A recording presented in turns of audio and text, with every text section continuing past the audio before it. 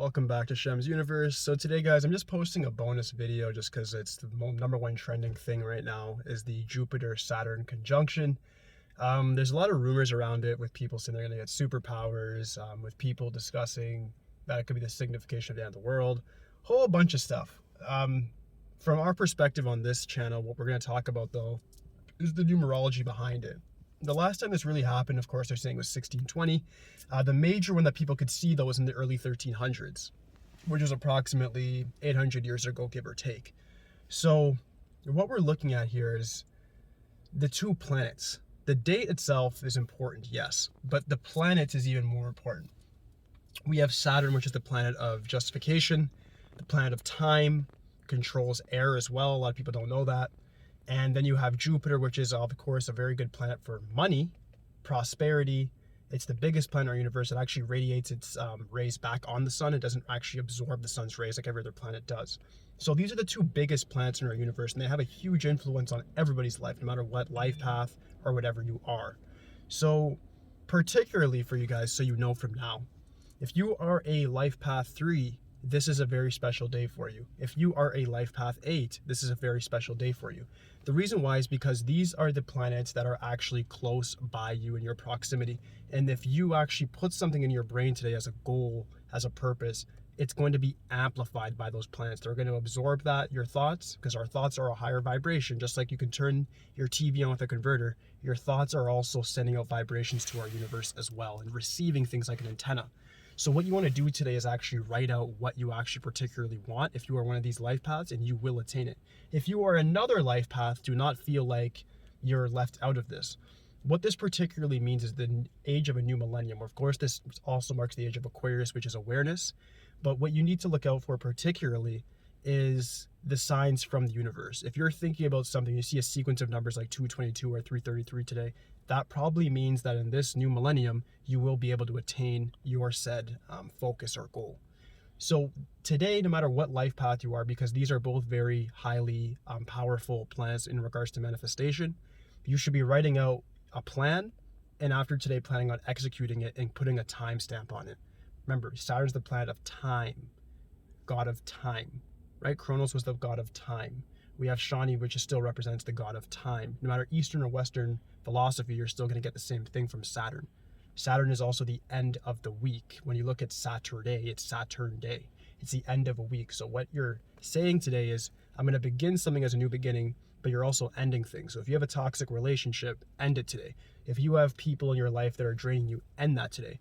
If you have thought processes or habits that are not good for you, end them today and begin and replace them with something new. And then these planets that are aligned are going to actually help you amplify your results. As long as you're taking your life in the right direction, you'll get an amplified result. If you're doing negative things such as like keeping up your bad habits, keeping up with toxic people, then those things are also going to amplify in results. The universe is very impersonal. It's not saying I'm going to give positivity to this guy and the negativity to this guy. What it's saying is it's going to reflect what's in your mind. It's going to reflect what your thought process is making your body do. So there is such thing as good luck and there's such thing as bad luck. However, it's just amplifications of what's already within, if that makes sense. All right, guys, focus a little more on Jupiter here. It's Saturn's talked about every day. Everybody cares about Saturn in astrology and numerology. Jupiter is extremely good luck.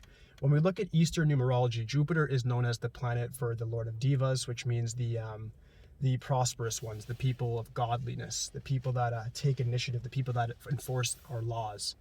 When you understand that, 3, as a life path 3, will have a lot of intuitive feelings today in regards to what they're supposed to do.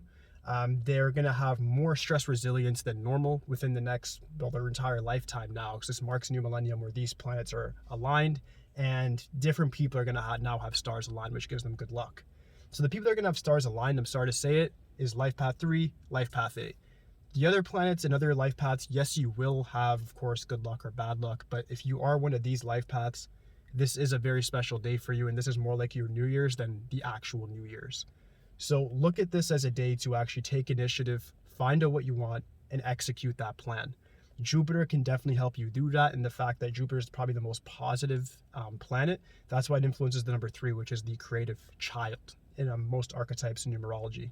So with that understanding, take advantage of what you have if you have this life path use Jupiter as a foundation for any of, especially your financial goals or fitness goals. And you will accomplish them if you keep a positive mind and if you keep your focus on the manifestation through the universe.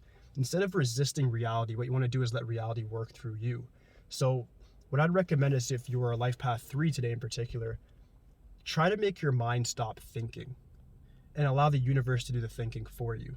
And a lot of people are going to say, does that make sense? It does make sense. What you need to do is actually just, instead of focusing on your thoughts, just focus on a point. Now, I'm in a car right now. If I focus on just a symbol and then let my mind go blank, what's the first thing that comes to your mind? Is it a failure? Is it an accomplishment? Is it stress? Is it a bill? These are the things that your mind is always having a foundation for and putting its energy on.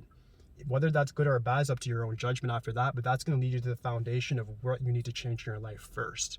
And that's what I mean by taking an initiative. If you are a life path 8 today, you can meditate, but you can also meditate on the past and say, what have I procrastinated on? And what is the biggest project that I've left undone? If you can understand what your biggest project is, left undone, you can then make a plan and then execute that task going forward, because your energy, your thoughts, words, and deeds from this day on will be very, very amplified.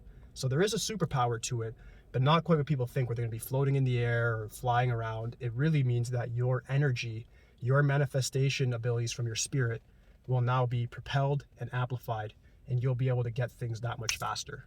All right, so that's just a little bonus video for you guys. Let me know what you guys think in the comments. Aside from that, I am calling it a day. Please, guys, like, subscribe, holla at me. That's it.